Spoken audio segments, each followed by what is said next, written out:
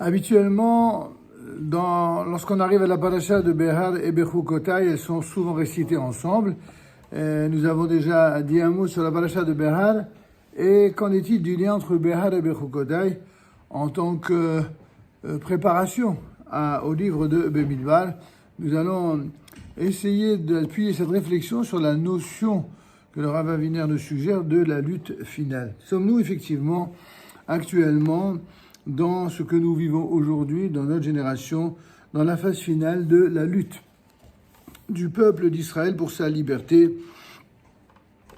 pour l'édification de son État et de son indépendance, ou bien serions-nous encore potentiellement menacés par un nouvel exil? En fait, compte, la question s'est souvent posée après chaque guerre imposée à Israël, et malheureusement, ce qui s'est arrivé pour la guerre imposée à Israël à la suite de ce pogrom de Simchat Torah, la question se pose pratiquement dans les mêmes termes. En effet, doit-on craindre que les menaces tragiques et horribles comme l'exil, la souffrance, l'expulsion, la Shoah, la famine, la maladie, le meurtre, le pillage et le viol, toutes longuement relatées dans la section shabbatique de Bechukotai notamment, ne se répètent à nouveau pour le peuple juif et notamment pour l'État d'Israël?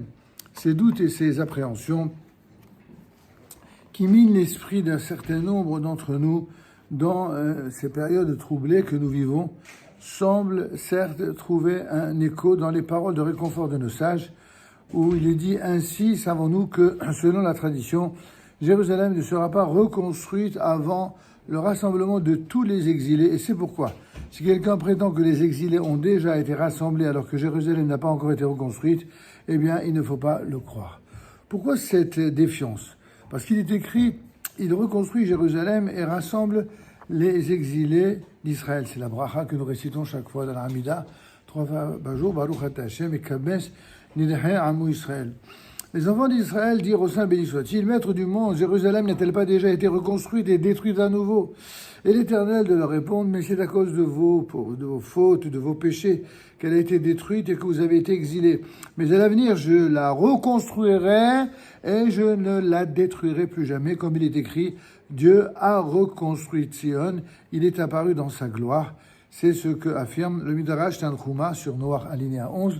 En d'autres termes, et c'est le point qui doit nous rassurer et nous rendre confiants malgré toutes les vicissitudes, même modernes, des événements de l'existence des Juifs sur la terre d'Israël ou en dehors.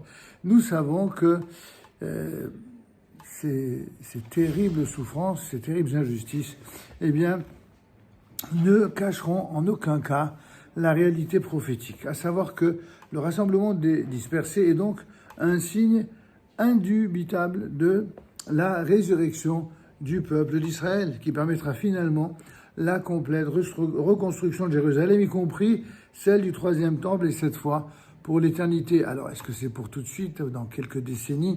Évidemment, nous y croyons fermement et chaque jour nous l'attendons. Pour autant, on ne doit pas jamais désespérer, bien au contraire.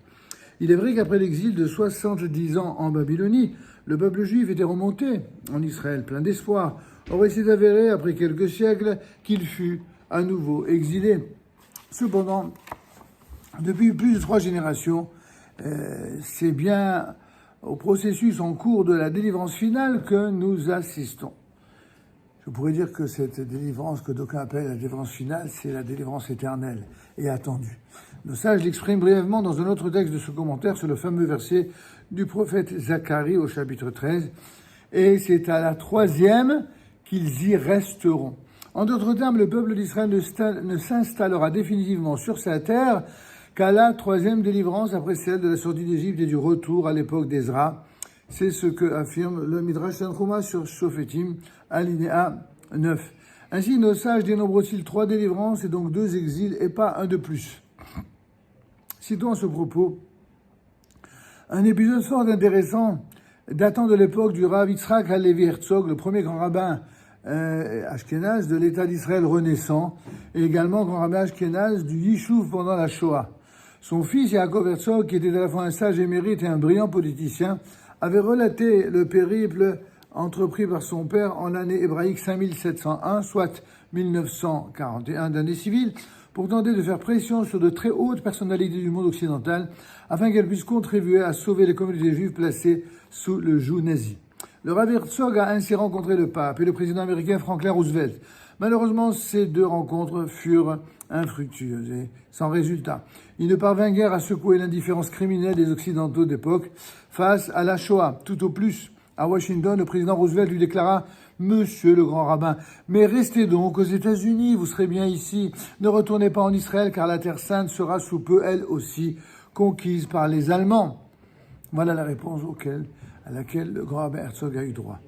À cela, le Rav Herzog répondit, vous savez, nos prophètes ont mentionné 2 destructions et non pas une 3e, ainsi que cela est écrit Av Levadad Ishkon, la page 16, c'est son livre. En effet, à cette époque, le général Rommel se trouvait aux portes d'Eretz Israël.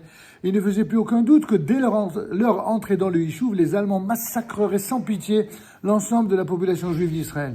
Un projet qui risquait cependant de leur être ravi puisque le grand moufti de Jérusalem, Haj Amin al-Husseini, l'aïeul du membre, n'est-ce pas, de l'OLP, Faisal al-Husseini, avait déjà appelé tous ses fidèles de l'islam à massacrer eux-mêmes les Juifs le jour où les Allemands entreraient dans la ville sainte. Voyez-vous, l'islamo-gauchisme dont certains ont l'impression que c'est quelque chose de nouveau. Non, avant d'être un islamo-gauchisme, il était un islamo-nazisme.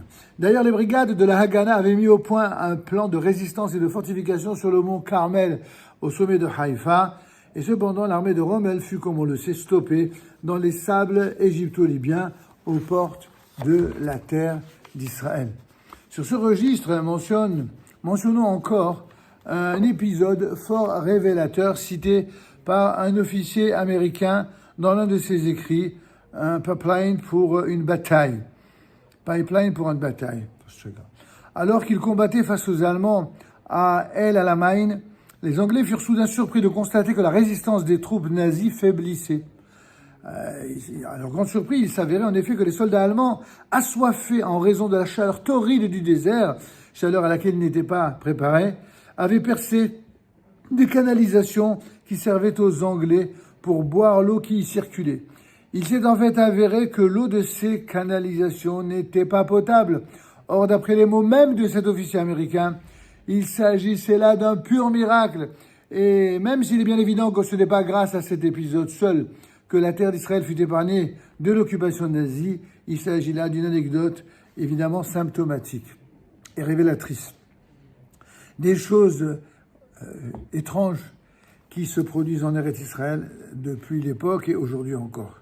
Sur un plan plus général, il est clair que les événements que nous vivons actuellement sont partie intégrante de cette lutte finale du peuple d'Israël pour cette délivrance. Nos sages le disent explicitement dans de nombreux textes, ainsi qu'il est dit dans Mechilta sur Beshalach, Shira, chapitre 1, alors que les délivrances passées furent suivies d'asservissement, c'est-à-dire d'esclavage, la délivrance future ne sera pas suivie d'un quelconque asservissement. En effet, dans l'introduction à son commentaire sur le livre de Devarim, Rabbeinu Beria ben Asher écrit que tout ce qui concerne, dans les paroles des prophètes, la présence d'Israël sur sa terre ne se rapporte pas à la période du premier ou du second temple, mais en priorité à l'époque de ce qu'on appelle Acharit Haïmim, la fin des temps, ou de la dernière délivrance après laquelle ne surviendra plus aucun exil. Alors Israël apparaîtra dans sa plénitude suprême. Évidemment, cela ne signifie nullement que nous pouvons nous permettre de faire des erreurs ou de sombrer dans un déterminisme naïf ou dans la vision fallacieuse de la théologie fataliste. C'est bel et bien le maître de l'univers qui dirige les phénomènes de l'histoire des hommes, mais ces derniers apparaissent avant tout grâce à nos efforts. Certes, c'est Dieu qui, comme nous le disons dans le 2e paragraphe du schéma Israël, c'est lui qui fait pousser l'herbe de nos champs, mais cela ne nous dispense en rien de nous adonner avec dévotion aux techniques agricoles. De même, c'est bien le Créateur qui infléchit toute l'histoire universelle dans le sens de la délivrance finale du peuple d'Israël et de l'humanité, mais cela doit se faire à travers nos propres initiatives et nos propres efforts. Et plus nous serons dévoués et conscients de cette tâche, plus apparaîtront ces événements heureux et plus nous éviterons des problèmes et des souffrances dans ce difficile chemin. Nous le savons déjà, la route de la rédemption n'est pas bordée de roses. Elle est au contraire bordée d'innombrables problèmes et même des précipices. Nous devons en effet affronter de nombreux problèmes, des crises difficiles, assumer de durs combats, mais aussi de nombreuses injustices. Il n'empêche que nous traversons là un processus irréversible. Il peut y avoir des hauts et des bas, des reculs, des ralentissements et d'autres péripéties, mais certainement pas de nouvel exil du genre de celui qui est décrit dans notre section shabbatique. Nous devons aujourd'hui nous préparer psychologiquement aux inévitables douleurs que doit endurer un peuple libre sur sa terre, mais c'est là une autre histoire. L'on raconte que le Rav Kook avait incité un juif de diaspora à établir définitivement domicile en Eretz Israël en lui faisant notamment prendre conscience des graves crises qui secouaient alors le judaïsme de diaspora. Or, son interlocuteur lui répondit « Mais n'existe-t-il donc pas de crise en Eretz Israël ?» Assurément, lui répondit le Rav Kook, mais en diaspora, ce sont les crises de l'agonie, alors qu'en Israël, ce sont plutôt les crises de l'enfantement. C'est pourquoi nous ne devons surtout pas être désespérés face à certains problèmes ou difficultés, même extrêmes, qui se dressent sur notre route, sur la route de la délivrance, comme il est écrit dans le Cantique des Cantiques, dans le Shir HaShirim. Mon bien-aimé ressemble à un cerf. Et ne sache de dire de même que ce cerf apparaît et disparaît dans sa course de l'aube. De même, le Sauveur d'Israël apparaît et disparaît à nouveau, comme cela est expliqué dans le Shir HaShirim Abba au chapitre 2. Chaque fois que nous faisons face à un échec, à une chute, à un écueil ou à un moment d'obscurité, c'est un peu comme si notre cerf bondissant était brièvement caché. Mais il nous faut alors être persuadés qu'il réapparaîtra de nouveau. Puis nous serons emplis de foi. Plus nous serons emplis de foi et plus nous ressortirons forts et grandis après chaque crise, après chaque épreuve, après chaque, ce qu'on appelle en hébreu de issourin, des épreuves. Nous ne nous sommes pas persuadés qu'en effet la lumière n'est plus jaillissante encore de l'obscurité et que Dieu ne couvre pas de ténèbres certains moments de l'histoire du peuple d'Israël, si ce n'est pour susciter ensuite une délivrance plus éclatante encore, comme le dit le fameux verset de Tehilim, Sammehenu, Kimot Ainitanu, Shenot Ra'inu Ra'a. On demande à Dieu régulièrement, oh mon Dieu, réjouis-nous à l'image de tout ce que notre peuple a pu être opprimé durant toutes ces années où il a connu le malheur, et bien qu'à l'image de cette intensité des malheurs, des injustices et des épreuves, et bien que la délivrance, que le bonheur et que la Geoula Shlema, délivrance totale, et bien soit à l'image et beaucoup plus éclatante encore, qu'il en soit ainsi pour tout le peuple d'Israël et l'humanité. Amen. Keni Hiratson.